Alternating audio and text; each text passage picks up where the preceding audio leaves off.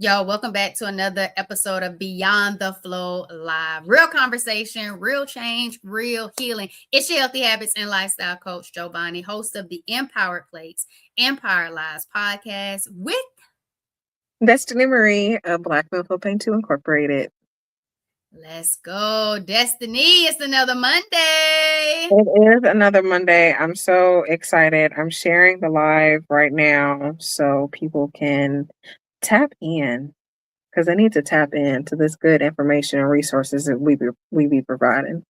They do. And I really feel like this month has really been interesting. Like I've really enjoyed the conversation because you've been bringing in the PMDD. I've been bringing in the adenomyosis because it is adenomyosis awareness month, PMDD awareness month. And I just feel like it's so good to be able to have different experiences shared and then having our community tap in and really engage with us and help us learn and be empowered. And so I'm really excited about that. And I'm grateful for the opportunity. So yeah, thank y'all for coming back and tuning in. So the icebreaker for today, do your periods feel like they take everything out of you? That is the question. Do your periods feel like they take everything out of you? Not just pain. We talked about pain week before last, but like your whole body is just drained. And I'll type it in the comments. You, first and foremost, you are frozen. Oh, no! Yeah, girlfriend, you're frozen. Okay, now you're back. Now you're back. Maybe that's the trick. I need to tell you you're frozen and then it comes right back. That's not good. Don't like it. Don't like it at all. And I have all my bars. Do I feel like my period takes everything out of me? Some months. Some months for sure. And some months it's just the period. Some months is just the luteal phase. And some months is the whole menstrual cycle. It kind of just depends. I can definitely tell a difference in my body and my periods when I don't do my herbal tea remedy, which I have definitely been slacking on that for months now. And I have definitely noticed a difference in my body. But if I'm consistent with the remedies that I know that work for my body, I can maneuver my period and my symptoms more easily. But when I don't do the things that help me, or I'm not using the products that normally help me, then there's definitely some up and downs. Got you. And I really like that you kind of talk about the fact that you're aware of what your body is going through. Can you still see me? Am I still moving? Yes, I can see you. Yeah, you're good. Okay. I really like that you talked about noticing a difference in your body when you don't consistently do the things that you've seen have been beneficial.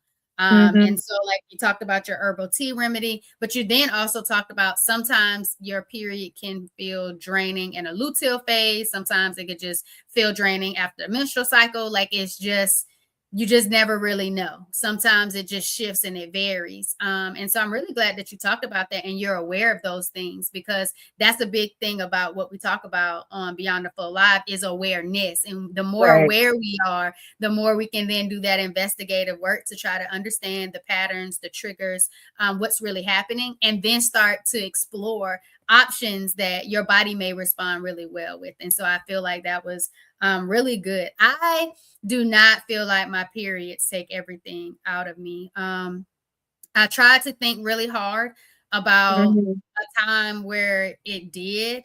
And I honestly feel like if it ever felt draining to me, Destini Marie, I never truly equated it to my menstrual cycle or my period. Yeah.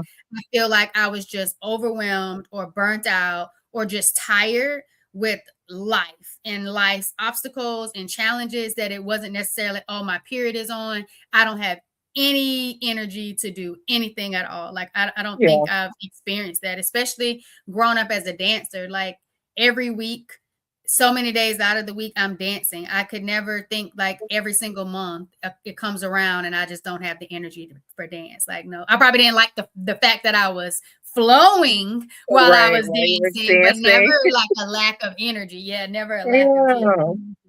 I didn't know you were a dancer. Hey, Crystal with the K601, check in with us. We had a check in. Do your periods feel like they take everything out of you? Have you ever experienced that? Yes, danced since before the age of 2. I was a dancer. Oh, so That was, cute. I danced that was growing up, but I didn't take any classes or anything like that.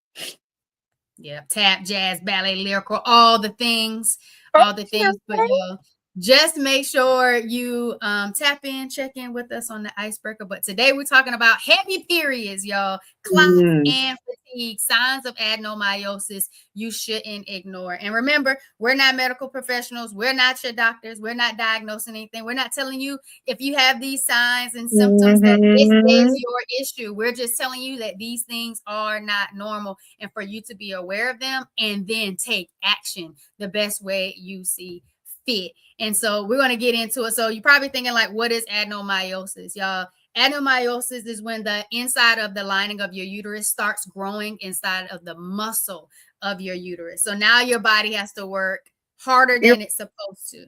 Did I you're freeze frozen again. again? Yeah, okay, there we Oh, go. Now you're back. oh, Literally, when I oh. tell you you're frozen, you come right back. Now you're back. You're back. You're back. But can You're you back still for hear me? good. Oh my goodness, you're frozen again. Can you still hear me though? I can hear you, and now you're back. Okay, welcome back everybody to my unfrozen. So, y'all, Are so you now your frozen? body has to work harder than it has to when you have that uterine lining muscle. What happened? I'm frozen again. Okay. Yes, but you were smiling. It was Okay.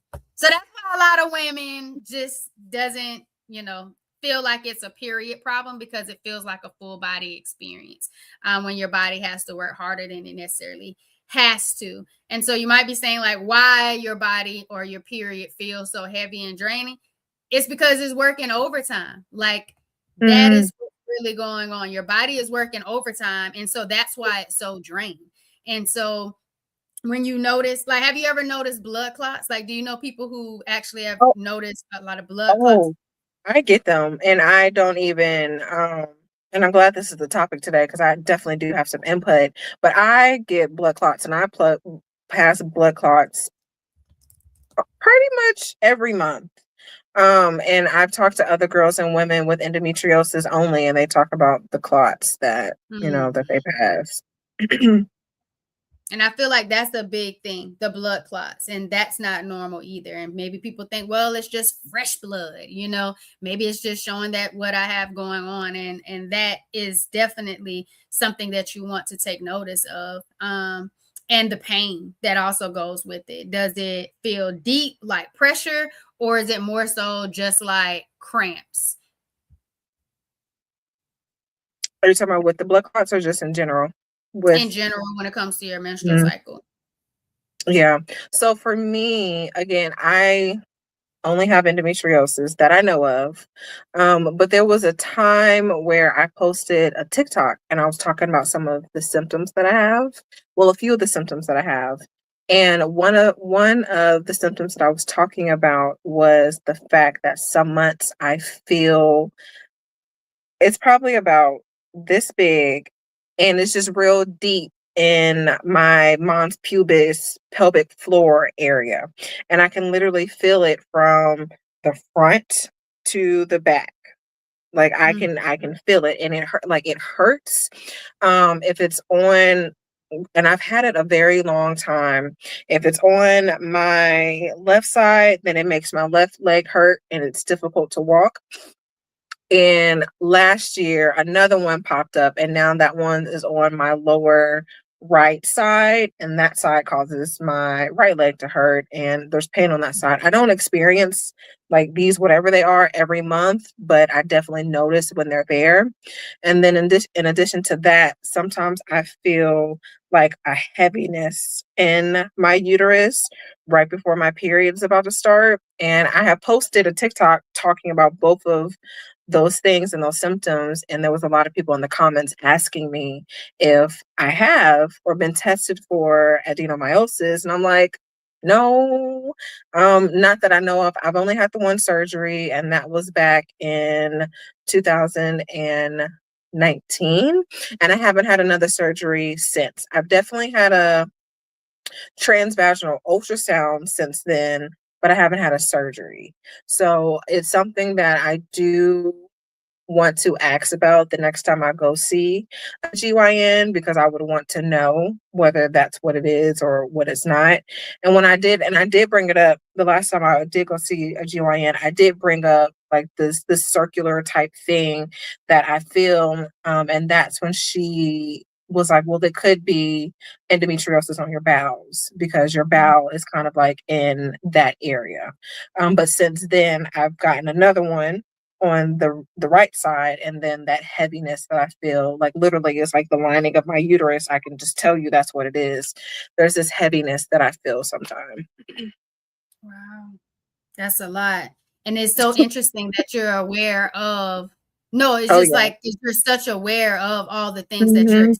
experiencing and what it looks like, what it feels like, articulating that to your healthcare Yeah. provider, not knowing what it is. I haven't had surgery since March of 2020, and I don't think I've had a transvaginal ultrasound either since then. And I just wondered, what does that follow up care looks like? Like if Right.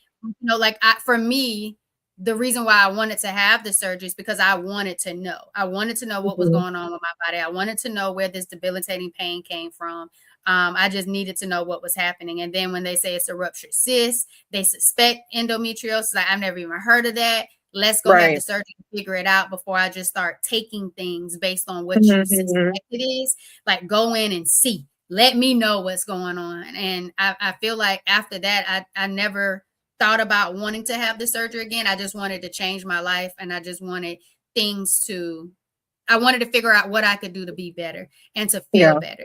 And for my quality of life not to decrease, but to still be something that I could be at peace with and happy, knowing that there's no quote unquote cure, and get a better understanding of what got my body into this state in the first place, and how to remove it and shift it from being in that state chronically. And so I'm really glad that we're having this conversation, because a lot of people have normalized blood clots. A lot of people have Hmm. normalized heavy periods. A lot of people have normalized that heavy pressure because it's something that normally happens to them. Hmm. And it's not necessarily something that they go and articulate to a healthcare provider or just a trusted adult to let them know, because they might be students in middle school or high school, and they might be Right. able to tell like their nurse, instead of just going to the nurse to get feminine products, but actually talk to them about the symptoms that they're experiencing, in addition to feeling tired and drained and nausea and all of those other things. And so I'm really grateful that we were able to share some of that, because it's important. It's important that we really understand what's happening, in addition to like feeling tired. And I'm not saying just, oh, I'm sleepy, Right. but it's after already waking up, having plenty of sleep, and you still feel like you just haven't got enough rest. That's because your body, again, is still working in overtime. That pain takes energy, that tension takes energy, that stress takes energy. So even when you're sitting still or laying down, your body is still working. When you're laying down in that fetal position in debilitating pain and pressure, your body is still working, even if you can't do anything else but just be still. And that's why your body can feel heavy. It can feel slow. It can feel worn out, because you're not just tired. Your body is compensating for everything that's going on inside of your body that's causing the heavy bleeding, the pressure, and having that uterus muscle lining, you know what I'm saying, Hmm. growing. And it's like, no, you're not supposed to be coming out that way. That's not what's supposed to naturally be happening. And so I'm really grateful that we're able to say these things, get a better understanding of what's actually happening in our body and what's going on, because it definitely just feels like things are just chaotic sometimes Right. inside. And it's just like, how do we address the chaos? And what are those steps look like for us to address that chaos? Yeah. Yeah, this has been a good month between this topic and then PMDD and bringing these terms that people sometimes have just never heard before in documenting and detailing both of our stories and our symptoms and the things that we've gone through in hopes to bring resources and education, but most importantly, awareness to the community because both of these conditions, and including endometriosis, so if I'm going to talk about all three. So, all three of these conditions are serious and they need to be taken seriously. And part of the problem is the lack of education, starting at the top if we're going to start with the government and their research in women's health, doctors in medical school because they're not trained properly on these conditions, and then society when these conversations of periods and menstrual health are just so taboo and girls don't feel comfortable talking openly about their menstrual cycle. And then all the problem also is at home because parents and loved ones and adults and trusted adults aren't having these conversations with these young girls. So the community and the platform that we're building is actually very great that we are offering this insight into all of these conditions and just hopefully that somebody's been touched by all of this and that we are providing resources and tips for young girls and women to take with them to their next appointment and that they're getting the tools that they need to feel like they can confidently advocate for themselves. Confidently advocate for those themselves. I think that that's big. I like that you talked about research, and it's almost like, well, who should be doing the research? Who's advocating for the Hmm. research? Who is doing the research and then showing up and saying, this is what I found, this is what I saw. I feel like that's very important. So I feel like a lot of us, there are a lot of different organizations and platforms that are dedicated to doing the research and putting the information out there and then Right, educating other people. Then it comes to like the doctors. Well, what doctors should be the doctors that really, truly understand what's happening? And people say, oh, well, go to your GYN. It's like, okay, well, you can go to your GYN, but is the GYN the only person that should be able to know what's actually happening if it's a full body, condition? And then it's like, okay, well, who's really responsible when it comes to that? And it's just like, okay, now who are we educating when it comes to healthcare? And it's first starting to make sure that you're educated, at least in your own self, versus not knowing anything at all and just expecting someone else to just tell you what's happening with your body. Society is a big one, Destiny Marie. I think that's the whole reason why you started the blog, the Black Women hmm Feel Pain Too blog. That's the same reason why I started Empowered Plates, Empowered Lives podcast. I wanted to document those journeys of strength of women who have experience with adenomyosis, endometriosis, polycystic ovarian syndrome, fibroids, any health condition that they wanted to share, to let us know what that journey really looked like, what they normalized, what their symptoms were, how their body was communicating to them this entire time, and what it took for them to shift and start doing things differently and what resonated with their life and their lifestyle.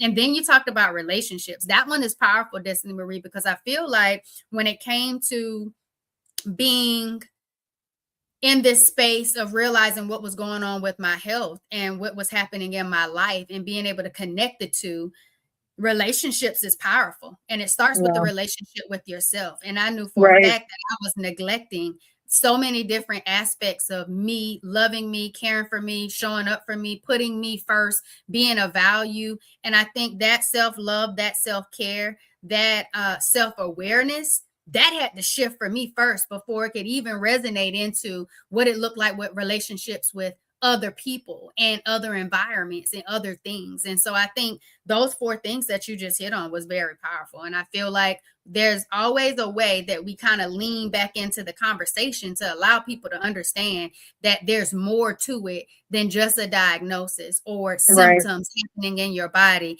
that you really need to own and really take an Mhm. investigative look for, but most importantly, give yourself that grace to figure it out and explore, Right. because it is a journey. It definitely is a journey. So I think that was really good. I'm gonna just check out the chat, Destiny Marie, because we pretty much did a really good job, I feel like, of talking about those heavy periods, the clots, some of the signs of adenomyosis, and things we shouldn't ignore. Here we go. Crystal can say, heck yeah, the clots used to be real, and I thought clots were normal. Hit the toilet so hard, you think a fish was jumping in a pond. Ooh, That that is a one's visual. huge. That Yes. was. Thank you for sharing. I appreciate that. Like that's the level of vulnerability, but also realness when it No, for comes to real. having these conversations. And it's our reality. And Heck pain yeah. with cramps and leg pain too. Heck yeah. And So I made I made a TikTok one day talking about I was like, my butthole cramps. And my dad, he follows my business page, the Black Men Feel Pain 2 TikTok page. And when he saw it a couple of days later, he was like, Destiny. I was like, yeah. He was like, butthole cramps. I was like, yes, yes, yes, yes. I clearly know exactly what you mean by them. Yes. I definitely know what you mean by them, because that was my form of cramps every cycle. Mm. And it was when I was passing, having my bowel movements. That type of cramps, that I just thought that was where my cramps was supposed to come Yeah. from. People had cramps other places, and I normalized that for so long. Never did a video on it, but definitely have talked about it several times, because it's real and people need to know that Yeah. that's the way that your body is Yep. communicating with you, and Yep. that's something that should be shared. And that is I feel very painful. this too. Yes, self-awareness is key. It is. It is. Here we go. How do you get a person to the state of being self-aware? Mm. I think it starts with self, honestly. Do you want to recognize and acknowledge your symptoms? Do you want to take the time to discover and sit down and really look at your triggers and your life and your stressors and what you're doing? I really think it starts with self. Like, are you willing to put in the time and the effort, first and foremost, just to acknowledge what's going on and then do something about it? Because you can acknowledge that something's wrong or that this is a trigger or I have these symptoms, but are you going to do any follow up behind it? Because what really is the point of being self aware of your body or whatever stressors there are in your life and you don't do anything about them? So I feel like with that, that's like a two-part combination. Like you really have to sit down and dedicate some time, because for endometriosis for me, I'm still very aware and pay attention to my body, my symptoms, my triggers. I'm constantly always aware of it. And so it's not something that you can be self-aware of your body one day and then you feel like you found some answers and then 6 months later you don't have to be self-aware anymore. It's always going to be a continuous daily thing, because our bodies are constantly changing. We're getting older every single day. You may have a new symptom, a new trigger that hits randomly. So it really is about, like, do you really want to do the work? Like, it starts with self. Like, are you actually prepared to put the time in to acknowledge and then do something about X, Y, and Z? I like it. I had first, you have to give yourself permission. Give Yeah. yourself permission to even acknowledge the fact that you want to become self-aware, or that you even want to know who you truly are. And then two, readiness. How ready are you to really put in the work? You sometimes people like to talk about it, but they don't necessarily want to take that action, that input to get that output result. And then I also wanted to say, remove the shame. You got to be ready to remove the Yeah. shame when you want to become self-aware. I think that's one of the most powerful things, is removing any and all shame. So then that way you can really just show up to be your true authentic self, and love yourself, imperfections and all, without the shame or blame. And then remembering that love comes in various forms. When you're going into self-awareness, I think something that we talked about last week, Destiny Marie, was when you talked about the partner that you had before, a previous partner, and he said, Mhm. you're what was the words? I don't want to He said miss. that I get really mean when my period is on. And that, like, you could have taken that and really, took that personally, but instead Mhm. you took that information, that insight, you took it to a doctor, you took it to someone else, and you started realizing that this could be a bigger issue in my life. And it took someone who knew you, was around you, you had Mhm. some vulnerability there, to not really take shame or offense into what it is that they were saying to you, and figured out, how can I better myself from this? What do I need to learn from this? And it goes right back into what we spoke about earlier, in regards to relationships. So it's very important to, when you are wanting to become self-aware, that you trust yourself, because you're going to need to trust yourself on this journey, when you give yourself that permission to become more self-aware. But you also have to then trust that the person you used to be, it's okay to become somebody else, and evolve and grieve that person who you didn't even know you needed to let go of, to be all of who you are now. And again, that starts with that process of self-awareness. So I think that was a really good question. Thank you for asking that, Crystal Whitaker. Good explanation. Okay. I've been told that, oh, Perry must be talking, or it must be that time. Check the calendar. Do you feel like there's a trend there or a pattern there? Perry mean perimenopause. Man, oh man.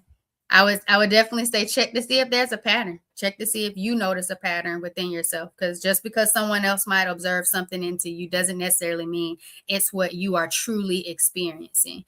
And so I think that's what's powerful, is really taking the time to self-reflect. So then that way you can be aware of what's really happening, to kind of dig a little deeper and see, because women, our bodies are always changing, and we have to continue to evolve with the changing body, because all we get is this one. And so I think that it's very powerful. Pattern notice. Patterns is it's all patterns. It's all rooted in the patterns. All right, Destini, you want to let everybody know what you have for them in the show notes, where they can find you? Yes. So you can follow Black Men Flipping 2 on TikTok, Instagram, Pinterest. Everything is at Black Men Flipping 2. And then my YouTube channel is at Destini Marie. And then you can head over to our website, www.blackmenflipping2.com. You can look at our blog. You can go to our shop page and download our symptom tracker. We also have coloring sheets and a lot of different resources available to anybody who may suspect they have endometriosis, or they are just dealing with heavy periods, or they just want some advice on how to tackle and talk to these medical professionals that don't always like to listen to us. So there are a ton of resources available on the website, so make sure you go check them out. Yes, y'all. It's your Healthy Habits and Lifestyle Coach Giovanni, and I help women who feel tired, drained, off, overwhelmed, understand the pattern causing their symptoms, so they can stop guessing and get their energy and their life back. Y'all, check the show notes. Go take the Spot Your Triggers quiz, so you can really understand what is the number one pattern or trigger that is truly fueling the disruption in your life. All right, check the show notes. And if you are ready to actually take action and you want some things to change and you want to take that deeper dive, you can go ahead and book your healing breakthrough session. All information is in the show notes, y'all. And don't forget, another episode of the Empowered Plates Empowered Live podcast drops this Wednesday. So make sure you tune in, check it out, and also give the podcast a rating, y'all. Thanks for vibing with us on another Beyond the Flow Live. Real conversation, real change, real healing. We out. Peace out.